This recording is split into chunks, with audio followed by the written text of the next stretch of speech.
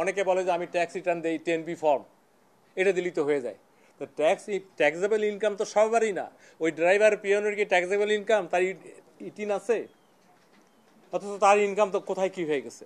তা আমাদের কাছে গভর্নমেন্টের এই, আমরা কি বলবো, অভ্যর্থনের পরে যে আমাদের দ্বিতীয় স্বাধীনতার পরে যে সরকার, তারা যে এজেন্ডা আছে তার মধ্যে একটা আছে, আমরা বহুবার শুনছি এই কথাটা, zero tolerance, but we mean it. আচ্ছা, একটা মেসেজ প্রথমেই যাবে যখনই আপনার সম্পদ বিবরণী ফর্ম দিবেন, এর বাইরে কি কি থাকলো পরে দেওয়ার সময় তো আপনি একটু সচেতন হবেন।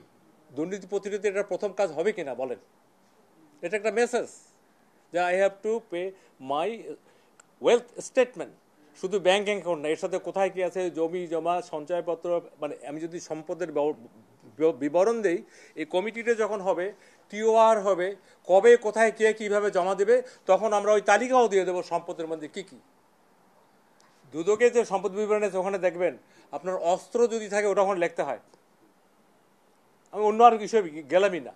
তো এই জন্য আমার মনে হয় যে এই বিষয়টা এখন খুবই জরুরি এবং মেসেজটা দেওয়া দরকার যে কার কত কি সম্পদ, এটা দিলে আমি মনে করি পরিবারগুলো সেভ হবে।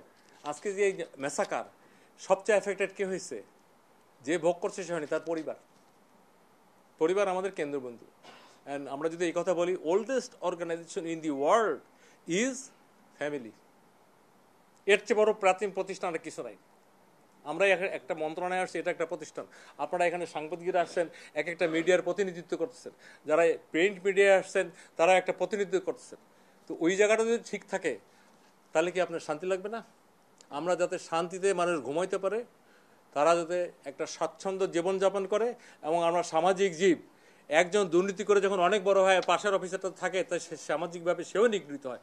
সমাজ এখন এমন একটা পর্যায়ে গেছে, এদেরকে আরও ডিগ্রেডেশন করে, তুমি আয় করতে পারো না। কিন্তু এটা থেকে আমরা নিষ্কৃতি চাই।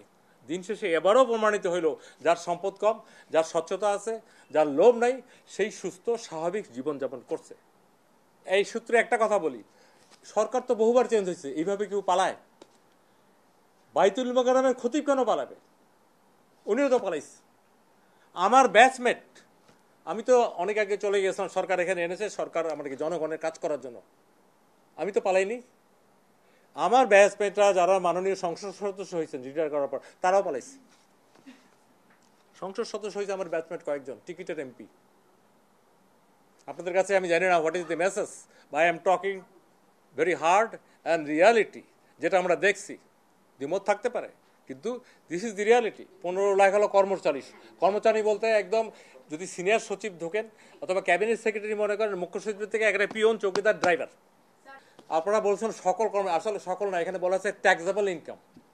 যাদের ট্যাক্সেবল ইনকাম, স্যালারির একটা লেভেল এবং বছরে কত টাকা ইনকাম, তাদেরকে ট্যাক্স রিটার্ন দিতে হয়।